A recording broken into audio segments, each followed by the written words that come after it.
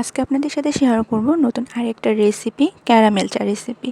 চা পছন্দ করে না এরকম মানুষ খুঁজেই পাওয়া যায় না, কিন্তু চা যারা একদমই পছন্দ করে না তারা একবার হলেও বাসায় এই ক্যারামেল চাটা ট্রাই করে দেখবেন। ক্যারামেল চাটা খেতে খুবই ভালো লাগবে। আজকে আমি ক্যারামেল চাটা তৈরি করার জন্য এখানে 2 টেবিল চামচ চিনি নিয়েছি। এখানে আপনারা লাল চিনিও ব্যবহার করতে পারবেন। চিনিটা থেকে আমি ক্যারামেল তৈরি করে নেব।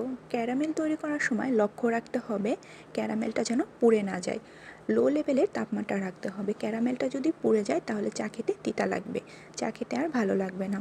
এর জন্য ক্যারামেলটা হালকা তাপে আমি সুন্দর করে ক্যারামেলটা করে নেব।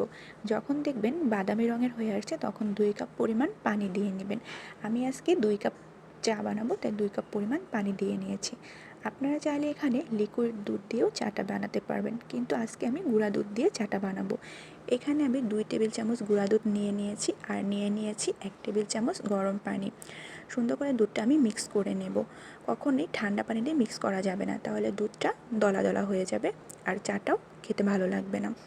আজকে আমি কড়া লিগারে চা বানাবো, এর জন্য আমি এখানে 2 টেবিল চামচ চা পাতা নিয়েছি। আপনারা চাইলে 1.5 টেবিল চামচ চা পাতা নিতে পারেন। এরপর আমি চা পাতা দিয়ে চালটা আবার 2 মিনিট জাল দিয়ে নেব। এরপর আমি এখানে দুধটা দিয়ে দেব। দুধটা দেওয়ার পরে আমি 2 মিনিটের মতো আবার জাল করে নেব। জালটা অবশ্যই লো লেভেলে রাখতে হবে। এরপর আপনারা পরিবেশন করে দেখুন ক্যারামেল চা। ক্যারামেল চাটা খেতে খুবই মজা লাগবে।